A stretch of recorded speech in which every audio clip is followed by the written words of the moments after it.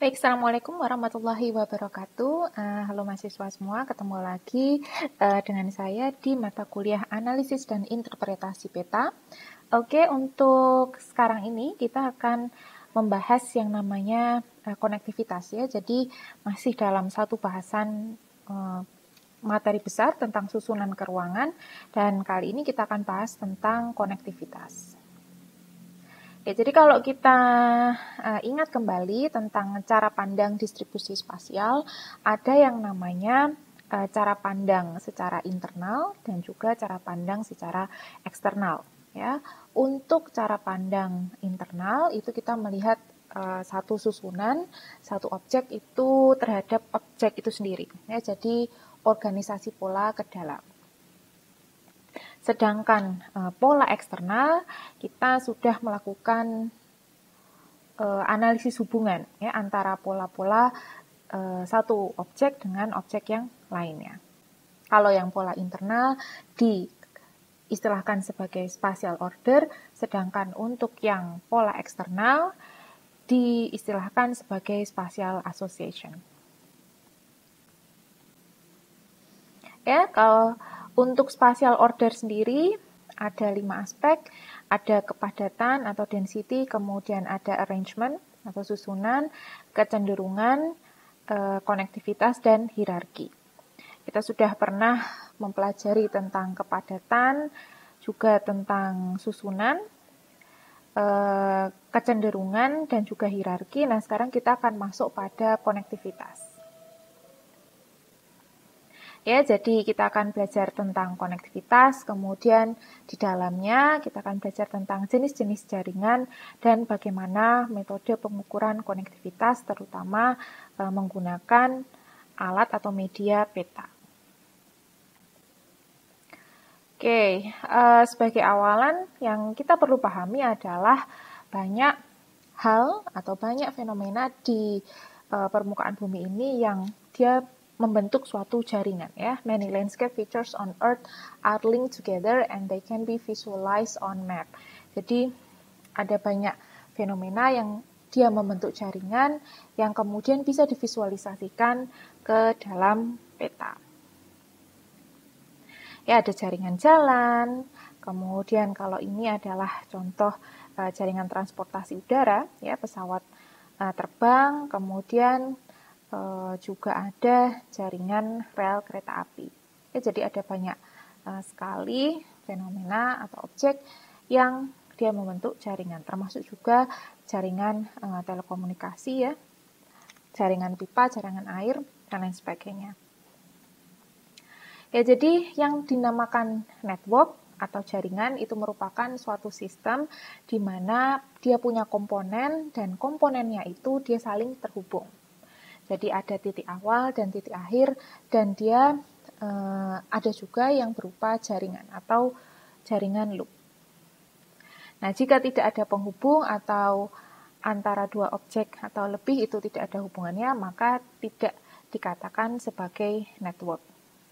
Ya, jadi ada objek-objek yang kemudian dia saling terhubung. Nah, untuk karakteristik jaringan itu sendiri, yang pertama adalah terdapat objek atau resource yang bergerak. Ya, jadi ada suatu hal, objek yang dia punya pergerakan. Nah, pergerakan itu dilakukan pada jaringan. Kemudian yang kedua adalah bahwa perpindahan dari lokasi yang awal ke lokasi tujuan dalam jaringan itu memerlukan keterhubungan atau connected path antara lokasi awal dan lokasi akhirnya. Ya, jadi ada objek yang bergerak, kemudian objek yang bergerak itu bergerak melalui satu hubungan, ya, satu jaringan. Oke, konektivitas ya. Konektivitas itu merupakan kecenderungan suatu objek dengan objek lainnya untuk memiliki hubungan, baik hubungan yang koneksinya besar maupun kecil.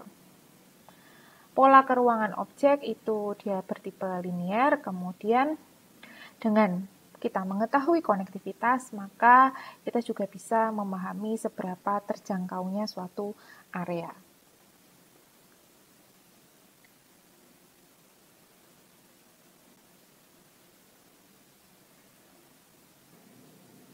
Nah, yang perlu kita pahami adalah bahwa beberapa objek yang dia lokasinya berdekatan itu cenderung akan memiliki hubungan yang dekat, ya. Namun, terkadang juga ada beberapa objek yang meskipun lokasinya itu berjauhan, tetapi dia memiliki konektivitas yang tinggi. Ya, misalnya hubungan antar negara gitu ya. Meskipun lokasinya berjauhan, tetapi kalau misalnya ada jaringan transportasi yang menghubungkan antara dua negara tersebut, maka disebut juga memiliki konektivitas yang tinggi. Nah, kuantitas dan kualitas dari koneksi atau keterhubungan dalam jaringan itu ditentukan oleh tadi, apakah antara objek satu dengan objek yang lainnya itu dia punya jaringan ya, yang menghubungkan objek tersebut.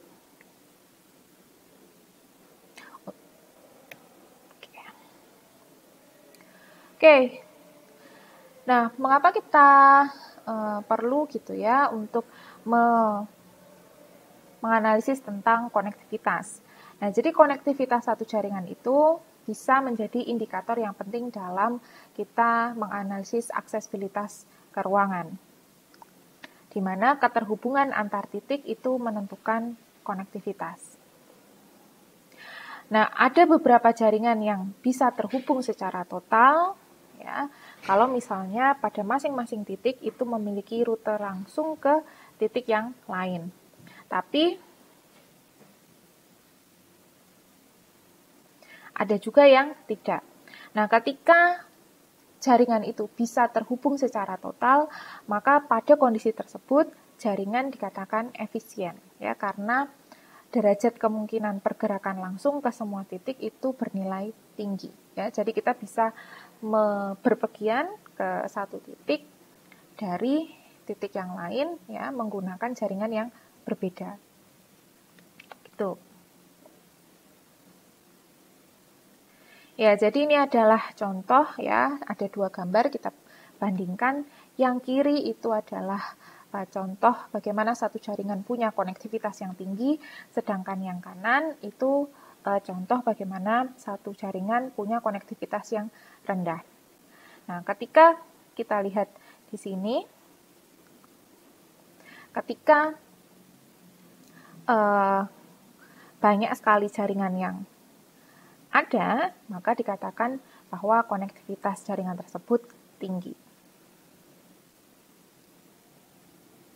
Nah, sedangkan ini merupakan gambar jaringan, ya, di mana yang bagian kiri itu gambaran secara nyata, sedangkan untuk yang kanan itu adalah representasi grafiknya. Ya, jadi ada garis dan juga ada titiknya.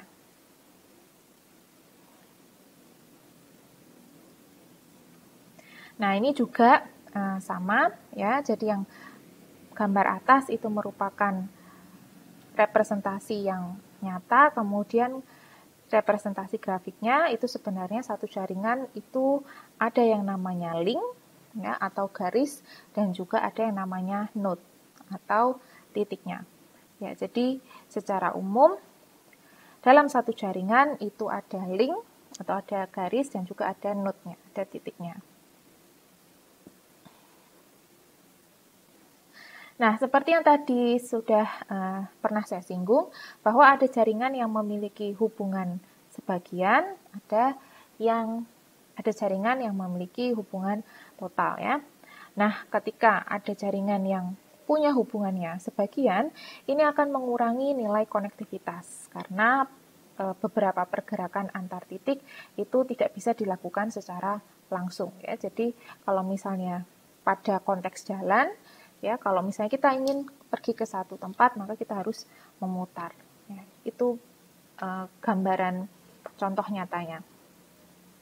Nah, maka kemudian ada 3 jenis atau 3 klasifikasi koneksi. Ya. Yang pertama adalah terkoneksi keseluruhan, ya, satu jaringan terkoneksi keseluruhan, kemudian yang kedua adalah jaringan terkoneksi sebagian, dan yang terakhir adalah jaringan yang hampir tidak terkoneksi.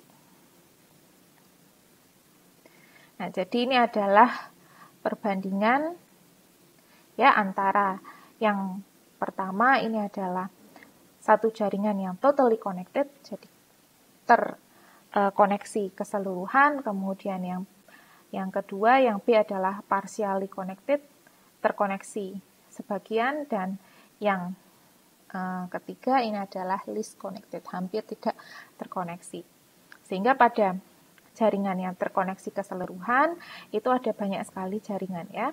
Misalnya kita ingin menuju ke titik B dari titik C ya, kita bisa langsung CB, tapi kita bisa juga CDB, bisa kita juga kita melalui CAB ya. Gitu. Ya, ini juga contoh lagi bagaimana satu jaringan punya koneksi, ya, ada yang terkoneksi keseluruhan, ya, yang A ini terkoneksi keseluruhan, kemudian ada yang terkoneksi sebagian, dan yang hampir tidak terkoneksi. Kemudian untuk tipe jaringan sendiri ada dua, ya. Yang pertama adalah tipe jaringan sirkuit, ya, jadi ada loopnya, ya, ada perputarannya, dan yang kedua adalah tipe jaringan bercabang atau branching. Ya, jadi seperti yang gambar di layar kalian ada dua ya, ada yang sirkuit dan juga ada yang dia bercabang atau branching.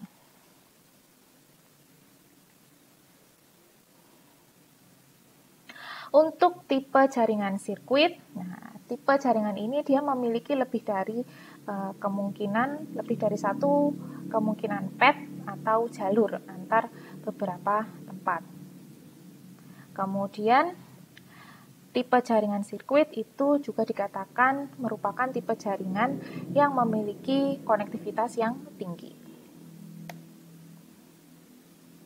Sedangkan untuk tipe jaringan yang kedua, tipe branching atau tipe bercabang, ini memiliki keterhubungan atau konektivitas yang rendah karena hanya memiliki satu kemungkinan jalur antara satu tempat dengan tempat yang lainnya. Lalu bagaimana metode untuk bisa menghitung keterhubungan dalam satu jaringan atau menghitung konektivitas dalam satu jaringan? Nah, kita bisa menggunakan rumus konektivitas sama dengan A per P dikali 100, di mana A itu mengacu pada banyaknya rute atau actual link atau garisnya, berapa jumlah garis pada satu jaringan tersebut, kemudian P itu mengacu pada kemungkinan keterhubungan antar tempat atau maksimum linknya. Nah, kemudian dikalikan dengan 100.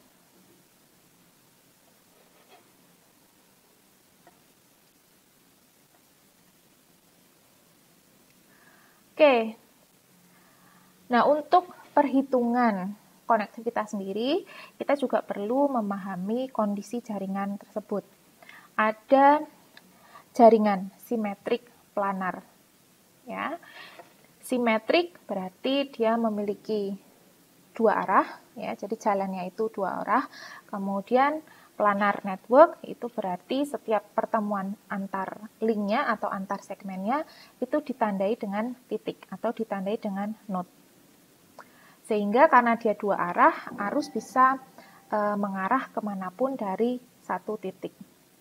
Kemudian karakteristik yang lain adalah jaringan ini dia tidak mempertimbangkan underpass maupun overpass. Nah, untuk perhitungan konektivitasnya atau untuk perhitungan angka P-nya tadi, ya, jadi kan tadi ada A per P, nah di P-nya ini bisa dihitung ya, sesuai dengan jenis jaringannya. Untuk simetrik planar, maka P-nya dihitung sebagai 3 kali N kurangi 2, ya, di mana N itu merupakan jumlah node yang ada pada jaringan tersebut atau jumlah titik pada satu jaringan tersebut. Nah, kemudian untuk jaringan simetrik non-planar, nah simetrik berarti dia arahnya adalah dua arah, tetapi non-planar, maka ketika jaringan itu non-planar, pertemuan antar segmennya ini tidak membentuk node. Sehingga salah satu karakteristiknya adalah pada jaringan ini adanya overpass maupun underpass itu juga dipertimbangkan. Sehingga pada contoh ini ya, tipe jaringan ini karena ada baik itu overpass maupun underpass, dia tidak membentuk satu node. Nah, untuk perhitungan P-nya itu adalah N dikali N kurangi 1, kemudian seluruhnya baru dibagi 2. Ya, di mana N kembali lagi adalah mengacu pada jumlah node. Kemudian ada non-symmetric planar network, ya, di mana kalau non-symmetric berarti dia jalannya hanya satu arah, kemudian planar berarti pada pertemuan segmennya ditandai dengan adanya node. Maka nilai P-nya itu dihitung dengan 6 dikali N kurangi 2.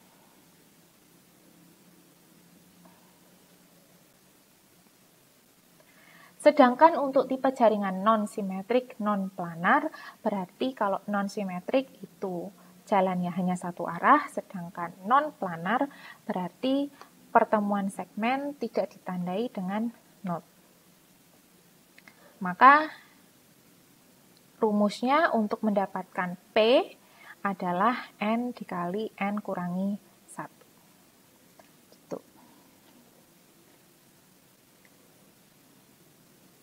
Ya, jadi ini adalah contoh perhitungan ya bagaimana menghitung konektivitas pada tipe jaringan yang berbeda.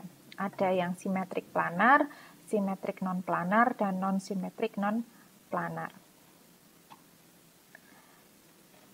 Ya, jadi tipe jaringan yang berbeda kemudian tadi akan mempengaruhi nilai P-nya. Ya.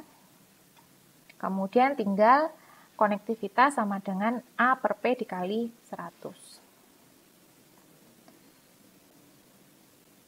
A-nya, ya, A-nya kita hitung dari jumlah linknya, kemudian P-nya kita hitung berdasarkan tipe jaringannya, kemudian tinggal dikalikan 100.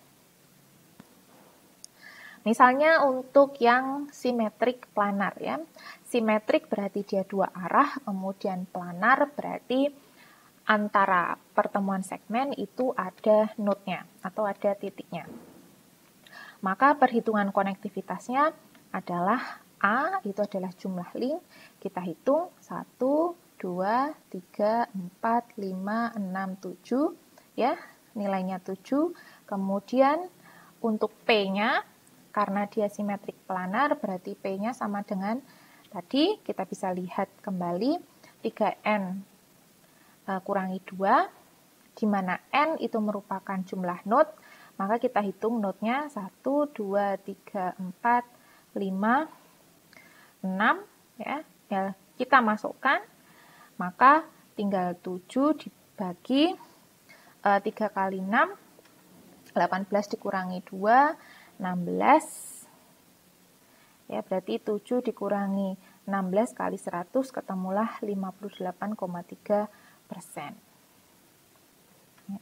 Kemudian kalau bisa kita bandingkan ya antara yang simetrik planar, simetrik non-planar, dan non-simetrik non-planar, maka kita dapatkan hasil bahwa konektivitas untuk jaringan yang simetrik planar itu ternyata nilainya lebih tinggi dibandingkan yang lainnya.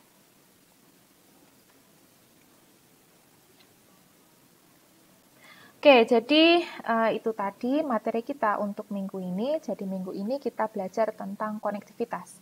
Ya, kemudian kita belajar juga tentang macam-macam jenis jaringan. Dan yang terakhir adalah kita mempelajari tentang bagaimana metode untuk pengukuran konektivitas. Oke, jadi itu materi kita untuk minggu ini. Terima kasih atas perhatiannya. Tetap semangat ya, dimanapun kalian berada. Saya tutup. Wassalamualaikum warahmatullahi wabarakatuh.